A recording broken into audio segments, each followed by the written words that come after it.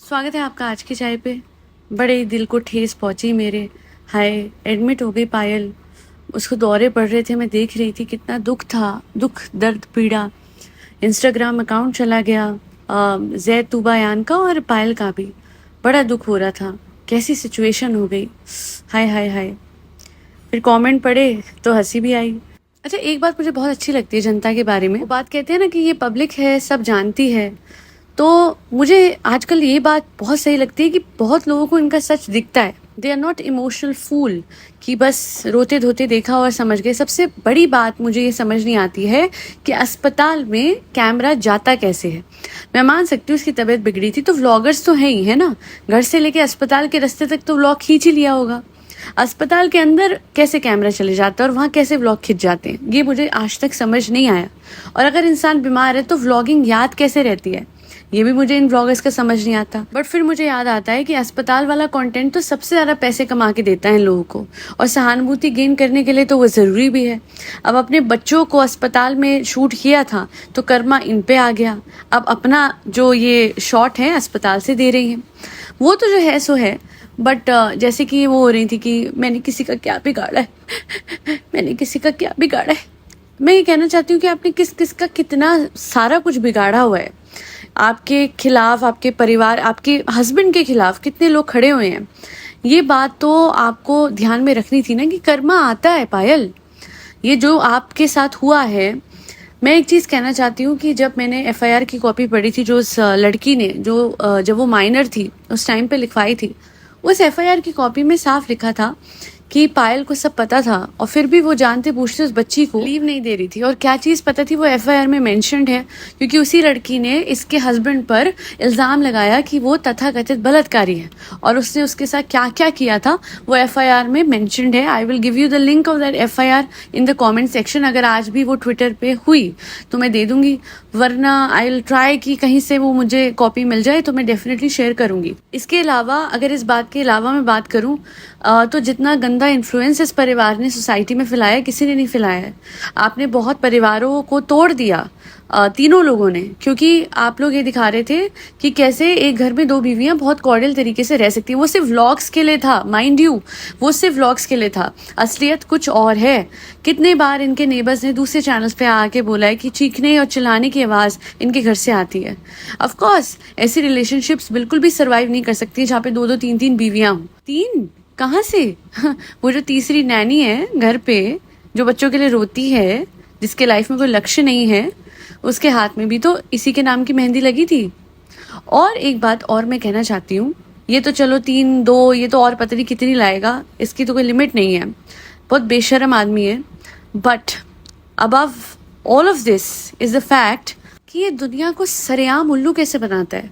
इसे क्या बोला, मेरा नाम तो जी संदीप मलिक था, मैंने तो स्टेज नेम रखा है अरमान मलिक स्टेज। जो केस इन पे दर्ज है उसमें इनका असली नाम भी मेंशन्ड है, which is Sandeep Jangra. His name was never Sandeep Malik. ये कहता है संदीप मलिक था, अरमान मलिक कर दिया। No no no, that's a lie, blatant लाई।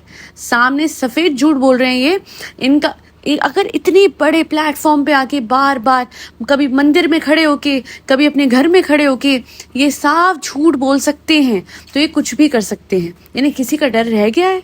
अपनी इमेज को क्लीन करने के लिए कोई भी नाटक कर सकते हैं, चाहे वो अस्पताल में जाके हाय हाय करना हो या फिर मंदिर में खड़े होके माफी। मंदिर में खड़े होके माफी, आप नाक भी रगड़ोगे ना, आपके इतने सिंस हैं, हार्डली माफ हो सकते हैं। हाँ, भगवान का दिल बहुत बड़ा होता है, पर सजा से गुजरना ही पड़ता है। कर्मों की सजा होती है।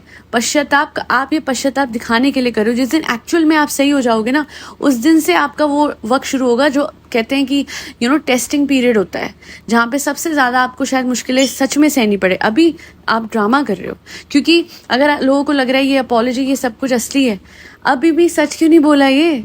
अभी भी क्यों नहीं बताया कि इसका नाम है संदीप जांगड़ा, नॉट संदीप मलिक। और पहले ये रजौरी गार्डन में राहुल के नाम से फेमस था, और राहुल ने बहुत हरकतें करी, बहुत हेराफेरियां करी हुई हैं।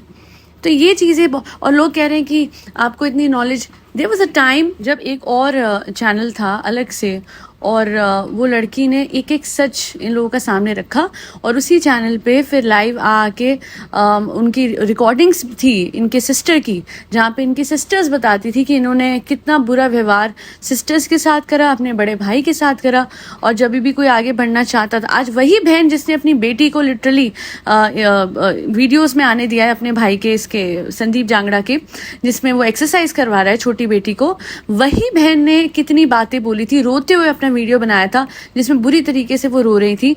सपना नाम है उनका।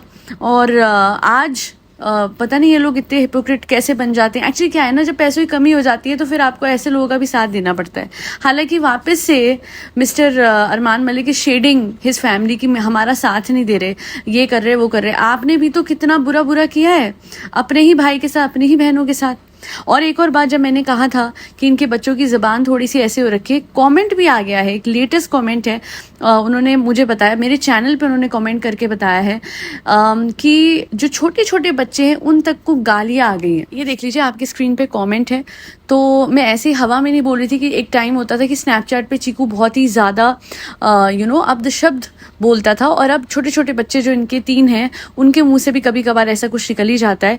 इस कमेंट में क्लियरली विजिबल है कि जैद ने भी ऐसा कुछ बोला था, जिसके बाद एडिटर को बोला लक्ष्य ने कि आप एडिट कर दो, बट वो एडिट करना भूल गया और ये पार्ट जो है ये आ गया उसमें फुटेज में, इनके व्लॉग में, कि बच्चे के मुंह से, छोटे से बच्चे के मुंह से गाली निकली है। नाउ आई गेस आप लोगों को समझ जाना चाहिए कि स्कूल में एडमिशन हम नहीं ले रहे बच्चों का, हम नहीं पढ़ाएंगे बच्चों को, ये वाला एस्पेक्ट है, या फिर ये एस्पेक्ट है कि कोई स्कूल इनके बच्चों को ले नहीं रहा है।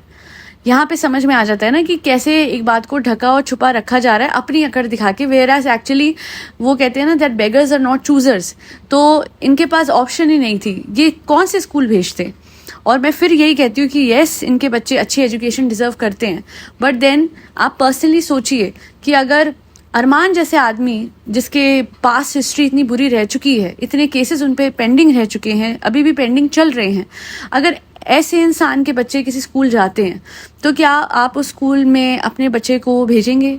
इसका जवाब सबको पता होगा, मैं नहीं बोल रही कुछ, बट हाँ समझ तो सब गए होंगे कि इसका जवाब क्या होगा। तो बार बार इस बात को जस्टिफाई करना, अपनी ईगो बूस्ट करना, ये ही आता है इस परिवार को। और सबसे बड़ी बात तो ये है कि गलती मानना एक चीज़ होती है, पर अकड़ अकड़ के, मैं पायल की बात नहीं कर रही, बट जो भी मैंने अरमान की वीडियो देखी उसमें वो बहुत अकड़ रहा है। मैंने हमेशा बोला है फ्रेंड्स, मैं हिंदू हूँ और हिंदू ही रहूँगा, और हाँ ये देखो ये टैटू। मैं ये कहना चाहती हूँ कि सच बात बता रही हूँ, आपको कोई भी चीज़ दिखानी नहीं पड़ेगी, कोई टैटू नहीं दिखाना पड़ेगा, आपको बोलना भी नहीं पड़ेगा, आपके एक्शन से पता लग जाता है कि आप क्या हो। मैं हमेशा बोलूँगी, मैंने पहले ही बोला है, अभी भी बोलूँगी, हिंदू या मुसलमान ये परिवार नहीं है, ये परिवार जो है ये एक व्लॉगर फैमिली है बस, और इनका मतलब सिर्फ कंटेंट से है। और जैसे ही इनको डिप दिखता है अपने कंटेंट में तो नए नए तरीके निकालते हैं कंटेंट बनाने के।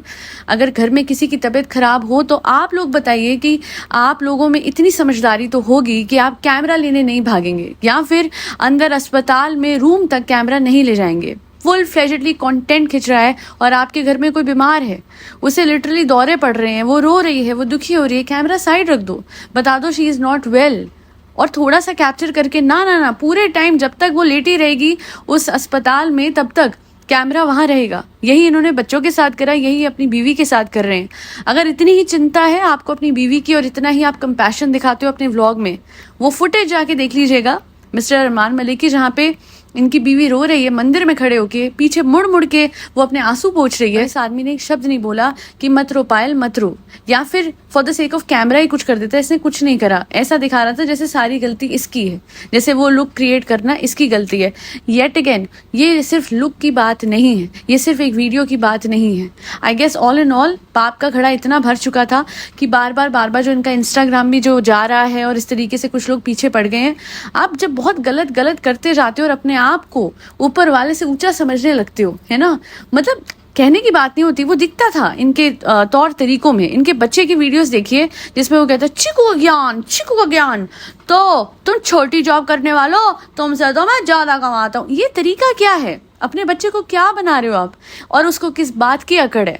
आपके बच्चे को बताओ तो कि बेटा ये 2 बीवी वाला कंटेंट दिखा दिखा के और तेरी उल्टियां दिखा के अस्पताल में और बच्चों को बीमार दिखा के अस्पताल में, उससे तो पैसा कमाया है। उस पे किस बात की अकड़ और किस बात का प्राइड और किस बात का प्राउड?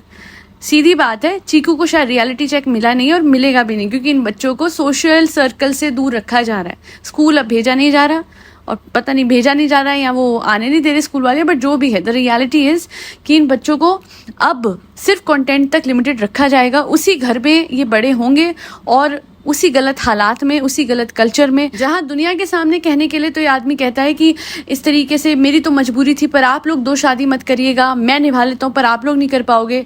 बट ये सब कहने की बातें हैं। जो दिखता है वो समझ में आता है कि ये आदमी 2 क्या 3 के चक्कर में है, 3 क्या 4 के चक्करों में है। एक को छोड़ा 2 हैं, एक अनऑफिशियल है। बहुत कुछ दिखता है, मुंह से कुछ कहते हैं और करते कुछ हैं। And that's why I will always say this कि action speaks louder than words. अगर एक कुछ भी बोल रहे हैं या आंसू बहा रहे हैं, आप ये नोटिस कीजिए कि ये ओवरऑल क्या कर रहे हैं, तब आपको समझ में आएगा कि मैनिपुलेशन क्या होती है और ऑडियंस को कैसे मैनिपुलेट किया जाता है इनके व्लॉग्स के थ्रू। कि जब कट में ये बोल दिया जाता है कि बच्चा गाली दे रहा है, कट कर देना, वो चीज सामने आ जाती है थैंकफुली, है ना। एक बार पहले भी हुआ था, चीकू रो रहा था and she was like thumbnail ले, थंबनेल ले, थंबनेल ले। बच्चा रो रहा है, परेशान हो रहा है और थंबनेल ले। एक बार उसने शीशे का कुछ तोड़ दिया था और इन लोगों का वीडियो खिंच रहा था। अपने बच्चे की भी चिंता नहीं है, अपने औलाद की पड़ी नहीं है, तो फिर दूसरों की क्या ही वो होगी, फिर ऑडियंस की कहाँ इमोशंस की कदर होगी। So beware of these bloggers, emotionally manipulate मत होइए इनके हाथों। और इनके वीडियो देख देख के याद रखिएगा, जो कैमरे के सामने रोता है वही सबसे ज़्यादा सेल्फ रिस्पेक्ट होता है, क्योंकि कैमरे के सामने रोने वाले अक्सर झूठे होते हैं। आज के लिए इतना ही। फरी बच्चों को खाना खिलाना मत भूलिएगा, जिसमें कैट्स, डॉग्स, गौ माता और बर्ड सब आते हैं। और साथ ही साथ एक किसी मिरेकल्स पे जाइए, एनहांस योर सेल्फ कॉन्सेप्ट, क्योंकि आप लाइफ में कुछ भी पा सकते हैं लॉ ऑफ असम्पशन के थ्रू। बस सबसे पहले आपका सेल्फ कॉन्सेप्ट एनहांस्ड हो जाना चाहिए, क्योंकि जिस दिन वो हो जाएगा ना, उस दिन आपको समझ में आएगा कि कोई भी चीज़ आपसे बड़ी नहीं है। क्यों? क्योंकि हम में भगवान बसते हैं। We are the operant power. ये बात मैं आज बहुत डिटेल में बताऊंगी और मैं SP मैनिफेस्टेशन पे एक वीडियो बना रही हूँ, जिससे आपको समझ में आ जाएगा कि ये दुनिया कुछ भी नहीं है। It is just us turned out. जी हाँ, हम जैसे होते हैं वैसे ही दुनिया हमारे साथ बिहेव करती है। The moment we have our self concept clear, तो उसके बाद हर चीज़ हमारी है, हर कोई हमारा है, जैसे हम चाहे वैसे। That'll be all. Thank you so much for listening to my podcast. जय श्री राम, राधे राधे, हरे कृष्णा।